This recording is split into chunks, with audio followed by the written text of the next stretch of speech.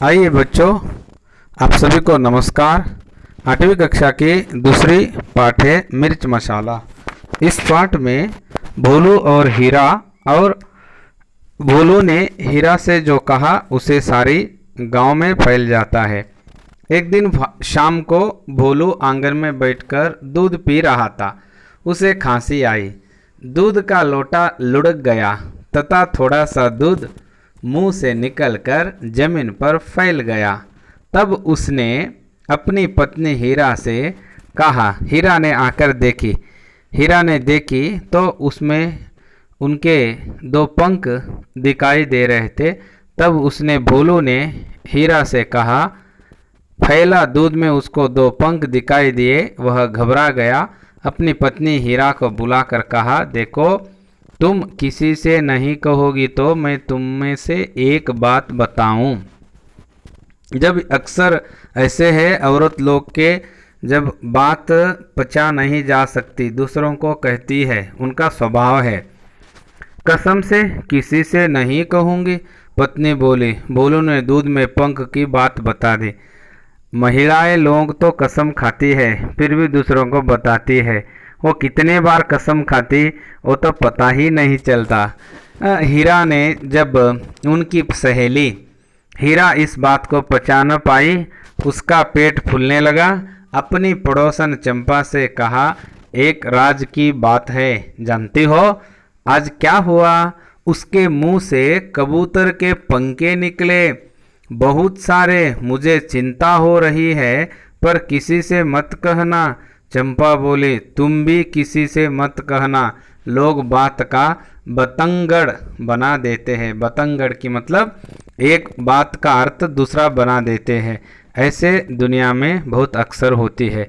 हमें देखा नहीं और सुने नहीं, जो बोली बात दूसरों ने जो शिकायत की उसी बात पर हम विश्वास कर लेते हैं। बच्चों, ऐसा नहीं करना चाहिए।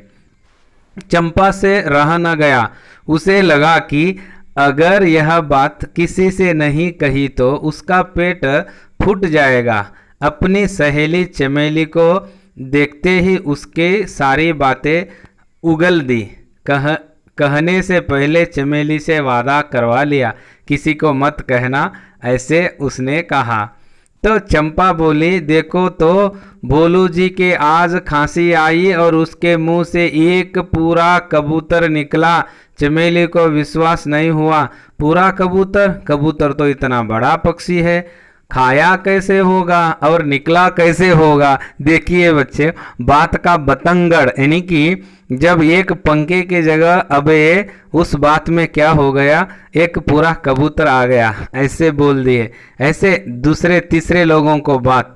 कुछ ही देर बाद किसी पड़ोसन ने सुना कि भोलू के मुंह से झुंड के झुंड कबूतर, कौवे, गौराएं, मुर्गे आदि निकल रहे हैं। गांव में यहाँ तक खबर फैल गई कि कोई आकर तथा रंग के पक्षी और विदेश के पक्षी भी भोलू के मुंह से निकल रही है, और इस पक्षियों से आकाश भर गया है, राही का पहाड़ बन गया। देखिए कैसे बात का दूसरे अर्थ में या बतंगड़ लेखक ने कहा कि बात को दूसरी तरफ। देखिए ऐसे कबूतर, कौवे यानी कि पक्षी, चिड़ियाँ यानी कि मुर्गा, मुर्गी, ऐसे सब निकल रहे। बच्चों, ऐसे बता देते हैं। बात हम जो बताते हैं वे लोग समझने में दूसरी तरह समझकर बात का बतंगड़ बन जाता ही है। बच्चे, आइए आगे पाठ देखेंगे। यह चमत्कार देखने के लिए दूर दूर से लोग आने लगे। बेचारा भोलू भयभीत होकर किसी एक पेड़ पर छिप गया था। थोड़ी देर बाद सब लोग ने उसे ढूंढ निकाला। उसकी घबराहट देखकर लोगों को समझ में आया, किसी भी रहस्य को बताने से पहले 10 बार सोचना चाहिए। बहुत अच्छी बात। किसी भी बात बताने से पहले 10 बार सोचना और समझकर बताना। हम तो एक अर्थ में बताते हैं लेकिन आगे वाले दूसरे अर्थ में समझ लेते हैं। बच्चे, आप जो देखते हैं उसे सोचना और समझकर बताना। देखिए, यहाँ भोलू को मिलने के लिए गांव के लोग आए हैं। बहुत दूर दूर से लोग आने लगे और बोल रहे हैं कि कैसे पक्षी आ रही है, तेरे मुंह में क्यों पक्षी आ रही है, विदेश की पक्षी, कौवे यानी कि मुर्गा, मुर्गी, ऐसे सब बता रहे हैं। इस तरह बात की जो बतंगड़ बना देते हैं। आइए बच्चे, इस पाठ में कुछ शब्दार्थ, कसम यानी कि सौगंध, शपथ, बात को पहचानना, किसी बात की छिपा लेना, हाँ, फूल फूटना, उत्साह होना, और राज, रहस्य, पेट फूट जाना, पेट में बहुत पीड़ा होना, अरे बात उगलना, रहस्य बात को प्रकट होना, और गौरव है। ऐसे देखिए बच्चे, विलोम शब्द, जमीन, आसमान, जाना, आना, बहुत, कम, विश्वास, अविश्वास, बड़ा, छोटा, गांव, शहर, विदेश, स्वदेश। इस तरह आप लोग विलोम शब्द पर आप लोग वाक्य भी बना सकते हैं।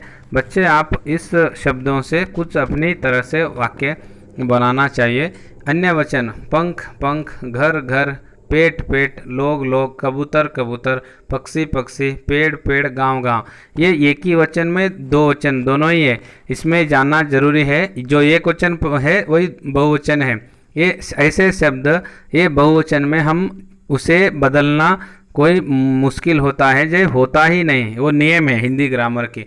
गौरैया, गौरवे, मुर्गा, मुर्गी, बेचारा, बेचारे, वादा, वादे, ऐसे हम अनेकी एक वचन से बहुवचन कर सकते हैं।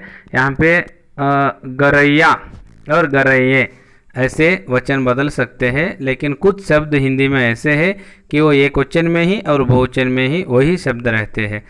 यानी कि पक्षियों के नाम ढूंढकर लिखना चाहिए। तुमको यलहंका जाना होगा तो कोयल, जब गुलाब देखती हूँ तो तब गुलाब खुशी होती है। ऐसे तुम यानी कि मृगालय में घूम रमेश, ऐसे कुछ ढूंढकर निकालना चाहिए ऐसे शब्द से। आइए बच्चे, आगे इस पाठ में सार्थक वाक्य बनाइए। आप वाक्य यानी कि कहूँगी कसम नहीं से, यानी कसम से नहीं किसी से कहूँगी, ऐसे कुछ। गया से रह यानी कि चंपा से, यानी कि रह न गया। आज आई खांसी तो भोलू जी को आज खांसी आई। इस तरह आप लोग वाक्य सार्थक बना सकते। चलने का यानी चलने का तरीका बताइए, यानी मछली पानी में तैरता है। सांप जमीन पर उड़ते हैं, उड़ते नहीं यानी कि रेंगते हैं। जानवर चार पैरों से है, यानी कि क्या करते हैं, भागते हैं। कोयल के बारे में कितना जानते हो? कोयल एक काला पक्षी है, उसका रंग काला होता है। कोयल वह जैसे दिखाई देती है, वह मीठे स्वर में जो यानी कि कंठ उनका स्वर है, वह केवल यानी कि ऋषि